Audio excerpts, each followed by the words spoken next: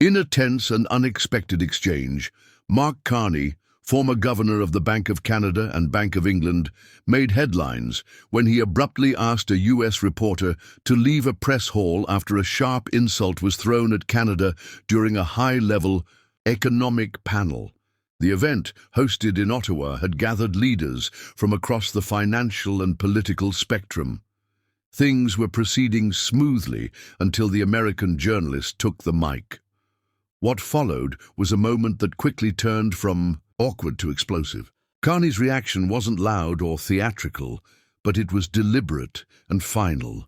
The room was left stunned by the rare show of firmness from someone known for composed diplomacy. The reporter in question had begun with what seemed like a routine question about economic growth strategies in North America. But midway through, he took a jab at Canadian fiscal policy, calling it a second-rate model for a country too obsessed with politeness and not enough with productivity. The insult landed with a thud. The audience shifted uncomfortably, unsure if it was meant as a joke or genuine provocation. Carney, who was on stage at the time, did not smile. Instead, his expression hardened, and he sat forward in his chair, clearly preparing to respond with authority. What made the moment more impactful was Carney's restraint. He didn't immediately lash out or raise his voice. He simply leaned into the microphone and said, "This is a forum for constructive dialogue, not cheap shots. If you're here to insult the integrity of our institutions, you're free to leave, and I suggest you do so now." There was a collective gasp from the crowd. For a man known for calm, technical discussions about inflation and monetary policy, this was a powerful shift. The reporter stammered, trying to defend his words, but Carney wasn't interested in excuses. The moderator attempted to smooth things over, offering to move on to the next question, but Carney held firm. "We don't invite people here to belittle our nation," he said, turning directly to the reporter. "Disagreement is welcome, disrespect is not." His voice remained measured, but the tension in the room was undeniable. Security quietly approached the aisle as the reporter stood up. Some attendees applauded, others remained quiet, not out of disapproval, but shock. It's rare to see such a public stance taken with such clarity in these polished circles. Carney continued with the panel after the reporter exited the room, but the energy had changed. Where there had been routine economic discussion, now there was a sense of national pride, of a boundary having been drawn. Carney spoke about Canada's economic performance, its resilience in the face of global challenges, and the values that underpin its policy decisions. "We are not perfect," he said, "but we are deliberate, and we do not deserve to be dismissed with flippant remarks from those who don't understand the full picture." After the panel, journalists gathered in the lobby, buzzing with reactions. Some criticized the reporter for being unprofessional, while others debated whether Carney had overreacted. But the majority seemed to agree. The tone of the question had crossed a line. In an era where soundbites often replace serious discourse, Carney's decision to defend Canada in such a direct way struck many as not just appropriate, but necessary. It wasn't about national pride alone. It was about protecting the integrity of the conversation. Social media lit up within minutes. Clips of the exchange began to circulate, with hashtags like "Here's Carney Clapback" and "Respect Canada" trending across Twitter and Instagram. Influential economists, journalists, and even celebrities weighed in. "Finally, someone draws a line in public discourse," one tweet read. "About time we stop mistaking rudeness for boldness." Others praised Carney for standing up not just for Canada, but for civil dialogue as a whole. The moment struck a nerve globally, resonating far beyond the economic community. Meanwhile, the US reporter released a short statement online, claiming his words were taken out of context and meant as provocative critique. But few were buying it. The tone and phrasing had been clear. The intention, even if meant to spark debate, had been poorly executed. Commentators noted that constructive criticism requires respect. There's a difference between questioning a policy and belittling an entire country's character, one political analyst said. Carney knew that, and he responded accordingly.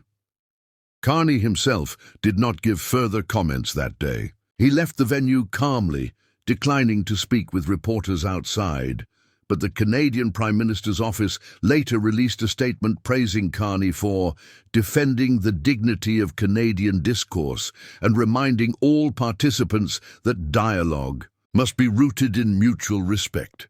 That statement only added to the weight of the moment. It became clear that this wasn't just an isolated confrontation.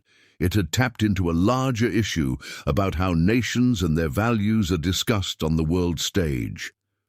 In the days that followed, editorial pieces sprang up in major newspapers. Some lauded the moment as an example of leadership in the face of disrespect. Others worried that it could strain press freedom or diplomacy, but most agreed. The conversation around civility and national respect needed to happen. You don't walk into someone's house and insult the furniture, one columnist wrote. You ask why it was chosen. You seek to understand. That's what Carney demanded, and rightly so. The metaphor stuck with many readers. As the public response intensified, several Canadian officials echoed Carney's stance. Members of Parliament and former diplomats commended his quick judgment, pointing out that defending the country's honour in such a composed yet firm manner was a rare show of moral leadership. He didn't shout, he didn't insult back, he simply drew the line, one MP tweeted. That posture resonated with Canadians who often feel their national identity is subject to being overshadowed or misrepresented, especially in larger international arenas dominated by louder voices. Educational commentators also began using the incident as a case study in media ethics and diplomacy. In journalism programs across North America, the question was raised. Where's the line between hard-hitting journalism and unprofessional provocation? Professors pointed out how the tone of a question can shift an entire conversation. A question wrapped in sarcasm isn't a question, it's a statement wearing a disguise, one academic explained. Carney's response, they argued, modeled exactly how leaders should handle such moments without escalating into chaos. Not surprisingly, American media outlets took varying angles. Some tried to downplay the event, while others accused Carney of suppressing a journalist. But the footage told a different story. No one was silenced for asking questions. The issue wasn't the inquiry, but the disrespectful delivery. Free speech is protected, said a Canadian constitutional lawyer, but tone and context are part of that freedom too. With freedom comes responsibility, and responsibility means you don't just talk, you listen. Carney's defense, then, was not censorship. It was cultural self-respect. Even critics of Carney had to acknowledge the poise he maintained. Known for his sharp economic mind and calm demeanor under pressure, this event showed a different layer of his leadership. It's easy to run numbers, a former colleague commented, but it's harder to defend principles when they're under attack in a room full of cameras. Carney didn't falter, and that strength, subtle though it was, revealed something essential. Leadership isn't always about compromise. Sometimes it's about knowing when to say enough. Public opinion polling days later revealed that a significant majority of Canadians approved of Carney's action. Many saw it as a moment of reclaiming national dignity on the world stage. We're tired of being the punchline, one survey participant remarked. Canada has its flaws, but we contribute, we lead, and we don't deserve cheap shots from guests. The sentiment was echoed online, especially by younger Canadians who felt empowered seeing a public figure challenge disrespect rather than tolerate it for the sake of political correctness. Carney's own background. Canadian-born, globally experienced, made the moment even more poignant. Having served at the highest levels of finance in both Canada and the UK, he had the credentials to defend not just Canada's economy, but its values. "There's a way to be global without losing your roots," he once said in a past interview. That philosophy was on full display. The way he handled the reporter wasn't just about that moment. It was a culmination of years of navigating international systems while still carrying a deep pride for his homeland. As the debate settled, media ethics experts began dissecting the impact of the exchange. Would journalists think twice before using humor to frame criticism? Would moderators be more willing to intervene when discourse turns disrespectful? These questions rippled through newsrooms. What Carney had unintentionally done was reset the tone for public forums, reminding all involved that disagreement and discussion must never become a cover for casual condescension. It's a lesson that extends well beyond the borders of any one nation.